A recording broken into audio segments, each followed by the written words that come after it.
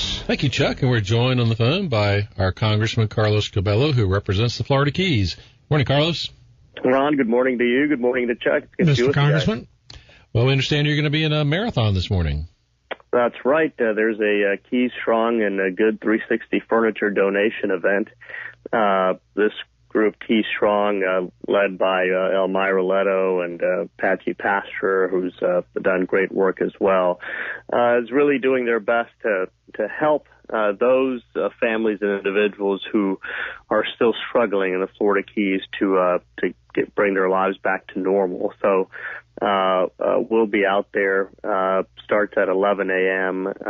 There will be a brief press conference, and then there will be a distribution of furniture and lunch available. So it should be a nice event, and again, another wonderful example of how the community has come together to help those in need. I know other elected officials will be there, Mayor Rice, Mayor Caldron, Mayor Cates, and Cheryl Cates, and I think a few others. So I look forward to seeing everyone there and lending a hand to those who are still in need.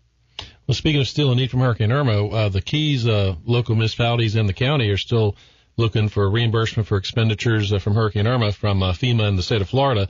I know that there was some good news about FEMA reimbursements. Right. So Congress did its job, and it's not always we can say this, so I'm glad to be able to say it in this case. We've appropriated billions and billions of dollars to FEMA for the purposes of disaster relief, and now those funds are starting to trickle in. We announced $1.7 million to the city of Key West last week, and these funds will continue coming. The local municipalities, the county will be reimbursed. It just takes some time because the federal government bureaucracy is what it is, and also Florida, for whatever reason at the state level, did not decide to apply for advance reimbursement. I think that was done to avoid complications in the past associated with advanced reimbursement where the federal government over-reimbursed and then had to ask for some funds back, which is complicated and difficult for local governments. So the state made a tough decision, but a decision that has slowed down the process of getting these funds to all the cities and to the counties. Well, speaking of Congress, I was watching Tuesday night, as I'm sure you were, about some of these special elections throughout the country, and one in particular was the one in Ohio, where it was a bit of a surprisingly close race, where a district that President Trump won by double digits. It still hasn't been called, by the way. I guess it's too close to call, but the Republican eked ahead of the Democrat there. But it's certainly a lot of the commentators are saying that that might send shockwaves throughout the country, not just in that area. And one of the things they were talking about was that as the Republican Party and the Democrat Party are looking at what race is the target, that they may start making decisions based on how close the registration numbers are. And certainly we know that your seat is one of the most closely watched in the country. You're actually a Republican in a seat held by Hillary Clinton.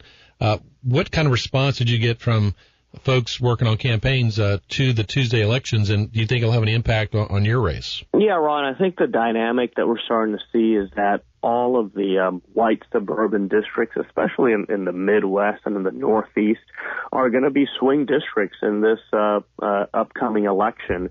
And the members in those districts, incumbents, whether they're Republican or Democrat, have to be ready for that. And I think I've represented a swing district always from day one, and always done my best to represent everyone in the district, Republican, Democrat, and Independent, and to work with two different administrations, very different administrations in President Obama and now President Trump.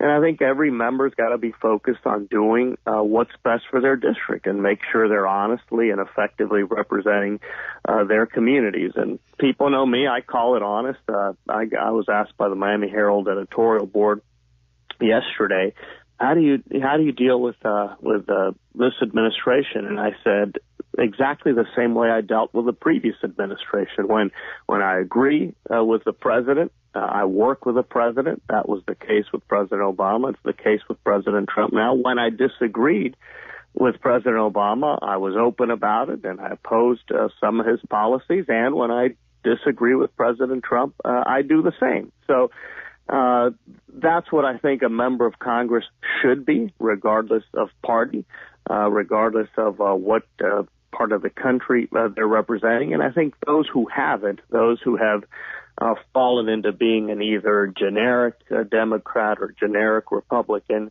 will probably have a tougher time this cycle. But in our case, I feel great. We're getting a great response from Westchester all the way down to Key West.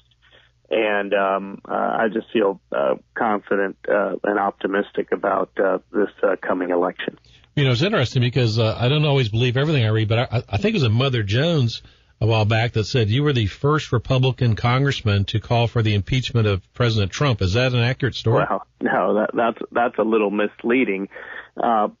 When I was asked during an interview if obstruction of justice is an impeachable offense, I said that it was. It has been in the past, and obviously we have presidents who have been impeached over it. And what I said was, if any president is legitimately accused of that, then obviously impeachment is something that would be considered by the Congress. Now, I think there are a lot of extremist members in both parties in Congress. Some want to impeach the president and already actually filed articles. Only about 60 Democrats voted for it. Most of them voted against it.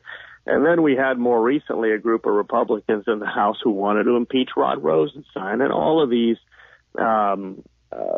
moves, I think, are politically motivated. First of all, they're publicity stunts. And secondly, they're not based on any concrete information. But, Mother Jones, which is a little bit of a fringe publication at the time, used those comments to try to, draw attention. And sure, I did say that if any federal government official is accused, indicted, for example, for obstruction of justice, that is typically an impeachable offense. There is no evidence today that any federal official, in this case, either the president or the deputy attorney general, have committed any such offense.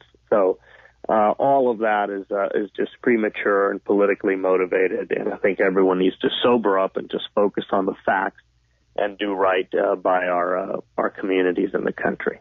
And you have taken positions that aren't always supported by the Republican establishment. For example, I saw something on Facebook that the Koch brothers group, Americans for Prosperity, actually were asking people to contact you, that apparently you filed legislation on a carbon tax, and they're saying they want people to contact you and talk to you about that.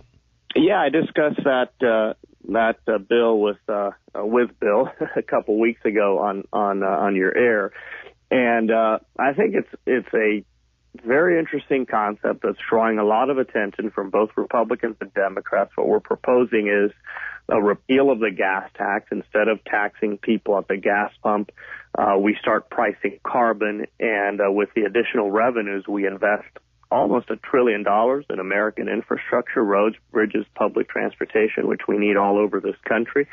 And apparently for the Koch brothers, that's anathema. That's something that carbon pricing that they just kind of reflexively reject. So they have, I wouldn't say attacking me, but yeah, as you said, encouraging people to contact me and tell me that they're opposed to this.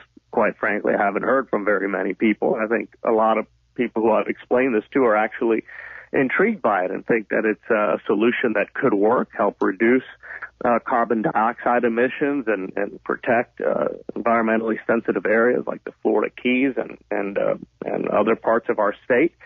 And then, of course, deliver on this big infrastructure promise that the president made. I think the only topic that Hillary Clinton, Donald Trump agreed on during the 2016 election was the need to invest in American infrastructure. That hasn't happened yet. This is a solution that could lead to that. Well, we certainly look forward to more information on that. We've been talking with our Keys Congressman, Carlos Curbelo. Thanks for joining us, Carlos. Ron, you have a good day. Have a good weekend. Thank you. Okay. And come up after ABC News, we'll be talking with Alamo Village Councilman